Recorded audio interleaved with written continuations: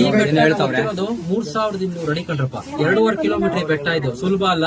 ಇಡೀ ಬೆಟ್ಟನ ಒಂದೇ ಹೆಜ್ಜೆಲಿ ಇಳಿದಿರೋ ಮೂರ್ತಿ ಕಬ್ಬಾಳಮ್ಮ. ಈ ಬೆಟ್ಟದ ಮೇಲೆ ಇರುವಂತ ಶಿಲೆ ಕೆಳಗಡೆ ಗ್ಲಾಸ್ ಅಲ್ಲಿ ಇದೆಯಲ್ಲ, ಆ ಶಿಲೆ ಎರಡು ಒಂದೇ ಸಮಯದಲ್ಲಿ ಆಗಿರೋದು.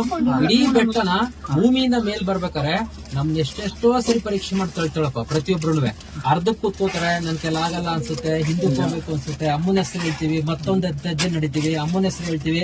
ಹೀಗೆ ಒಂದೊಂದೇ ಹೆಜ್ಜೆಗಳನ್ನ ಅಮ್ಮ ಮುಂದಕ್ಕೆ ತಳ್ತಾಳೆ. ಮುಂದಕ್ಕೆ ತಳ್ಬೇಕಾದ್ರೆ ಅಮ್ಮನ ಹೆಸರು ಎಲ್ಲ ಹೇಳ್ತೀವಿ, ಅಲ್ಲಿ ಮೋಡ ಬಂದ್ಬಿಡುತ್ತೆ, ಗಾಳಿ ಬರ್ತಾ ಬಿಸಿ ತಳ್ತಾಳೆ. ಈ ಬೆಟ್ಟದ ಮೇಲ್ ಬಂದ್ಮೇಲೆ ನಾವ್ ಹತ್ತಿರೋ ಮಟ್ಟಿಗೆ ಸುಸ್ತೆಲ್ಲ ಕಮ್ಮಿ ಆಗ್ಬಿಡುತ್ತಪ್ಪ. ಕೈ ಕಾಲುಗಳಿಗೆಲ್ಲ ಶಕ್ತಿ ಬರುತ್ತೆ. ಅಮ್ಮ ಇಲ್ಲಿ ಓಡಾಡ್ತಿದ್ದಾಳೆ. ರಾತ್ರಿ ಸಂಚಾರ ಇದೆಯಪ್ಪ. ಇದೇ ಉದ್ಭವ ತಾಯಿ ಕಬ್ಬಾಳಮ್ಮ ತಮಿಳ್ ಜನ ಕಟ್ಸಿರೋದ್ರಿಂದ ಕರಿಮಾರಿಯಮ್ಮ ಅನ್ನೋ ಹೆಸರು ಕರೀತಾರೆ. ಇವತ್ತಿನ ದಿನ ವಿಶೇಷ ಅಮಾವಾಸ್ಯೆ ವಾರ. ಈ ವಾರ ಅಮಾವಾಸ್ಯೆ ಬೀಳುತ್ತಪ್ಪ. ಇವತ್ತೆಲ್ಲ ಬರೋರ್ಗೆ ಅಮಾವಾಸ್ಯೆ ಕಪ್ಪು ತೀರ್ಥ ಯಂತ್ರಗಳನ್ನ ಕೊಡ್ತೀವಿ. ಯಾರು ಗಾಡಿ ಓಡಿಸ್ತಾರೆ ಅಂತವ್ರ ಕುತ್ತಿಗೆಯಲ್ಲಿ ಯಂತ್ರ ಇದ್ರೆ ಗಾಡಿ ಕೆಳಬಿಡಲ್ಲ. ಕೆಲವರು ಕೋಪ ಜಾಸ್ತಿ, ಗಾಡಿ ಎತ್ಕೊಂಡು ಓಡಿಸ್ತಾರೆ ಅಂತವ್ರಿಗೆ.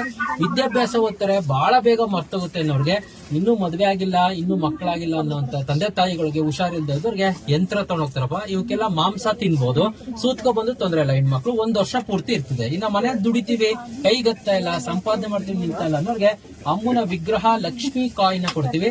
ಈ ಕಾಯಿನ್ ನ ಪರ್ಸ್ ಒಳಗೆ, ಬ್ಯಾಗ್ ಒಳಗೆ, ಬೀರ್ ಒಳಗೆ ಇಟ್ಕೊಂಡ್ರೆ ದುಡ್ಡು ಕಾಸು ನಿಲ್ಲುತ್ತೆ. ಮನೆಗಳಿಗೆ, ಅಂಗಡಿಗಳಿಗೆ ಅಮ್ಮನ ಕಾಯಿ ಕುಡ್ಕೆ ದೃಷ್ಟಿ ತಡೆ ಹೊಡಿತೀವಪ್ಪ. ಹರಕೆ ಕಾಣಕ್ಕೆ ತಾಯಿ ಉಂಡಿಗೆ ಹಾಕ್ಬೋದು. ನಮಸ್ಕಾರ ಮಾಡ್ಕೊಳ್ಳಿ. ಕೈ